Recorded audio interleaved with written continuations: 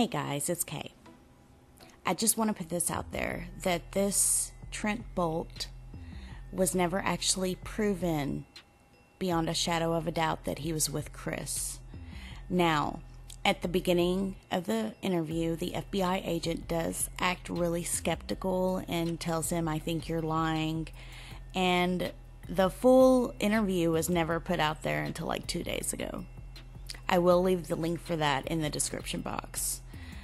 I will say viewer discretion is advised, just simply because the details that he gives are pretty devastating. So just wanted to warn you on that. But at first he was skeptical, and then he does end up saying, and I'm talking about the FBI agent does state, "I do believe you. However, we cannot vet you until a polygraph is done." And I will say that Trent does agree to do a polygraph. You all have a great day.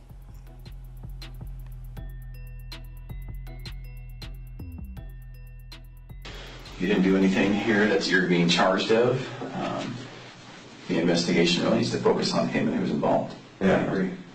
And I can understand people want to look into it and to try to understand why he did it, but you aren't going to find an answer in me.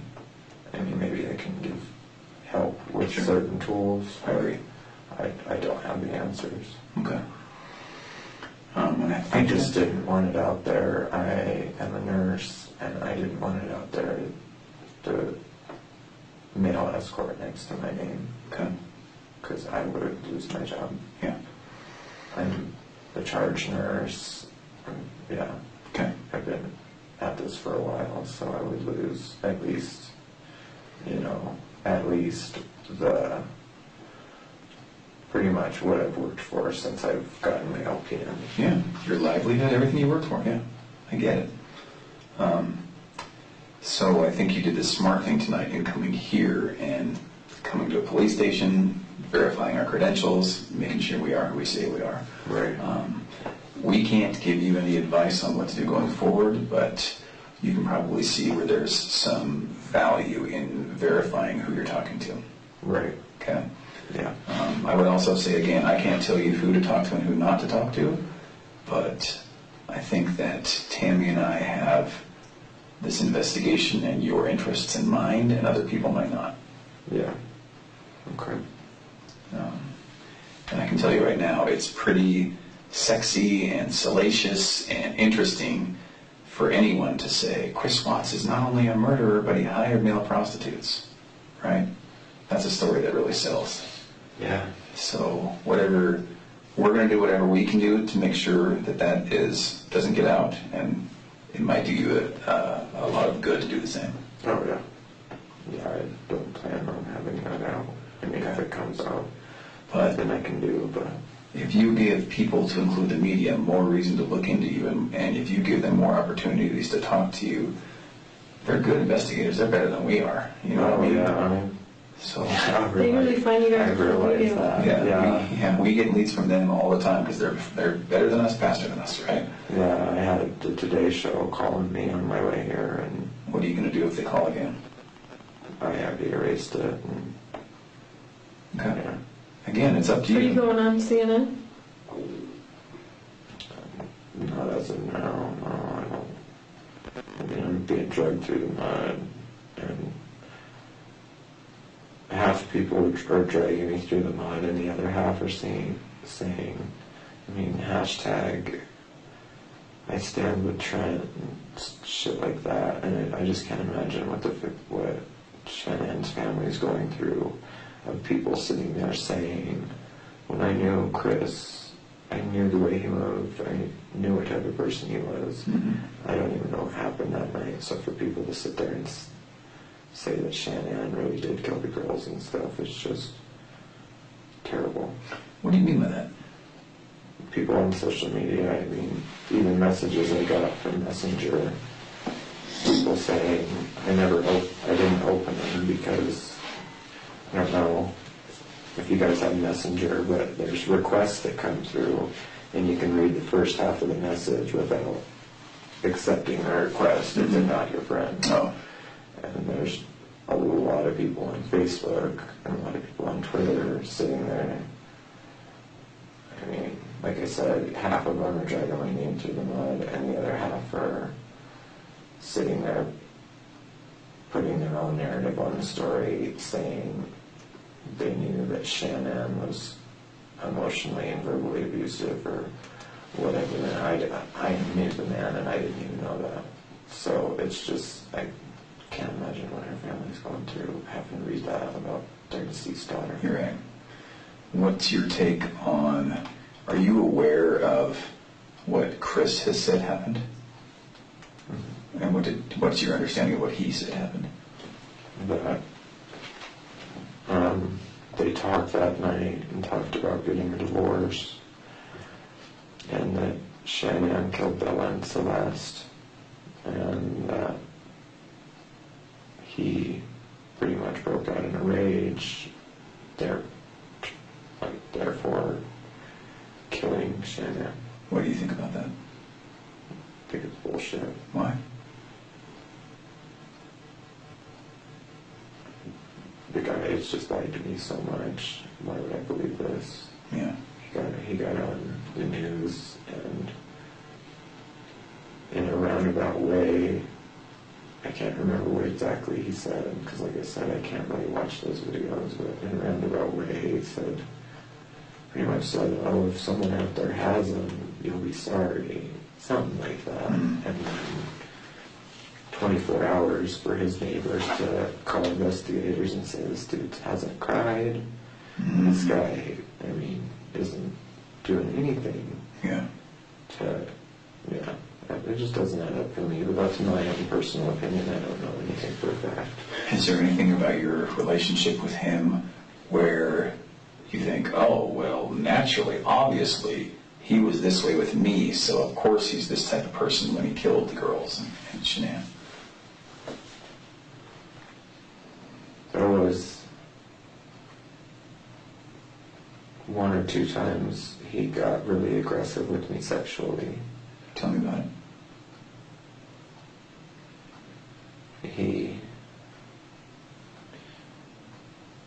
pretty much, and this was when he put on that muscle and that tone, but in my backseat he pretty much pushed my face on the seat and just kind of went to town while I was still saying ow and slow down. And okay.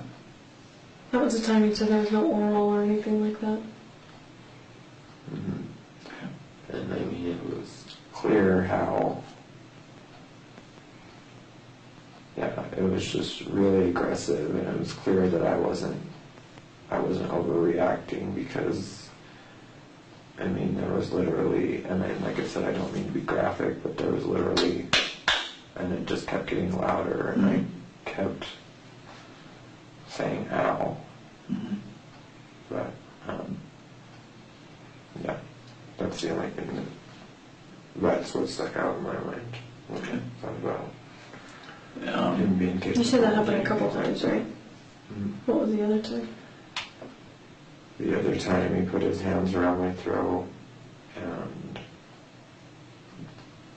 there were twice I had to kind of break that, put that right there, because he was just not squeezing so hard, but putting so much pressure down, like on my voice box here.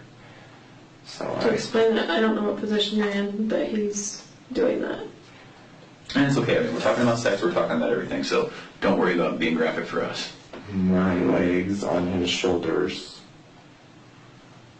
and kind of missionary, pretty much missionary, and him pretty much being over me, and kind of like, that.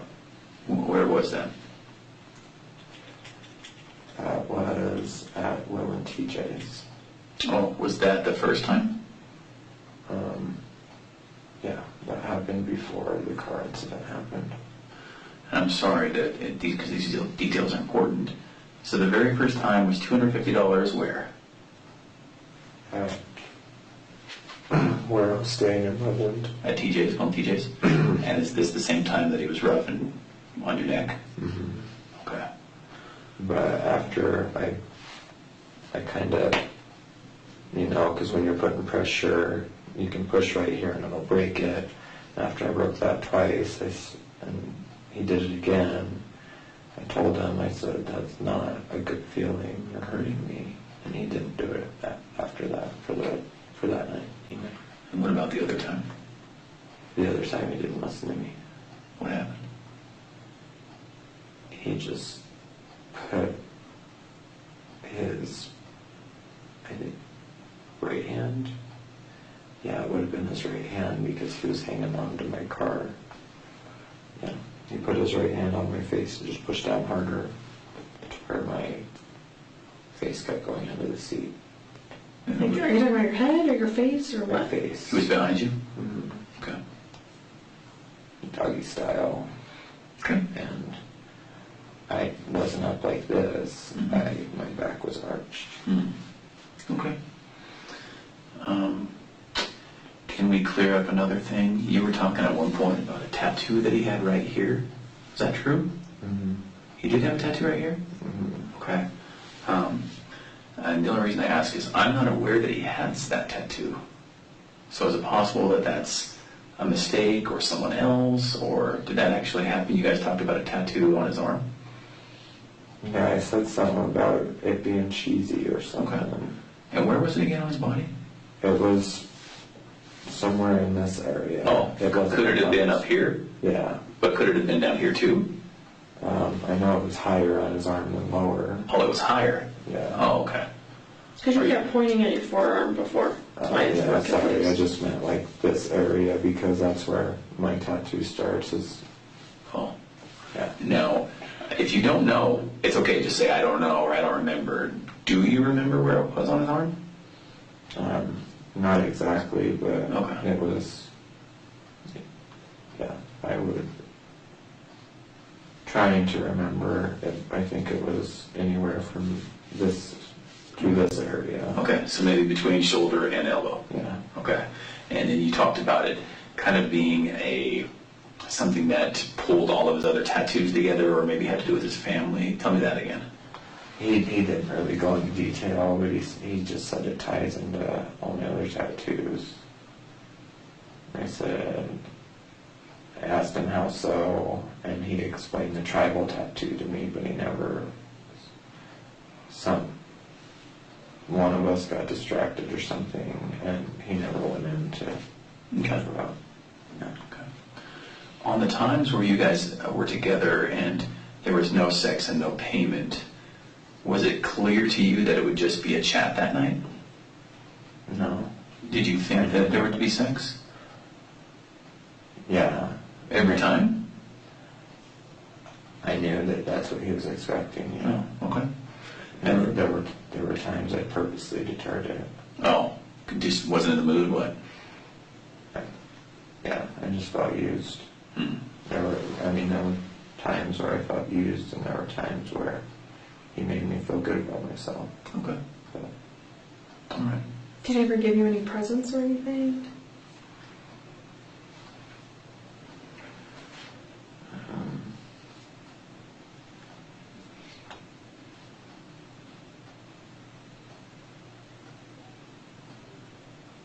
besides cash, he bought me skincare. Like, he bought me, because I'm really anal about skincare and stuff like that. He got me Sunday Riley Luna oil, which is a retinol. That's like a $70 bottle of kind of bougie skincare. When did he get you that? When we were parked it, when we went to Ulta that time. Did he go into Ulta and buy it? I'm assuming because he had it when he got into his truck. Because when there was... I thought they were building Ulta when you were over there. No, I think they had just got done building it. Because I remember all through the last summer it was building. But he might not have got it better either. I just remember him asking what I was doing. I don't know if it was the time before that, or it was one of the times that he was parked outside of the apartments on Ronald Reagan. He asked me what I was doing because I had toner on a cotton pad and I was cleaning my face.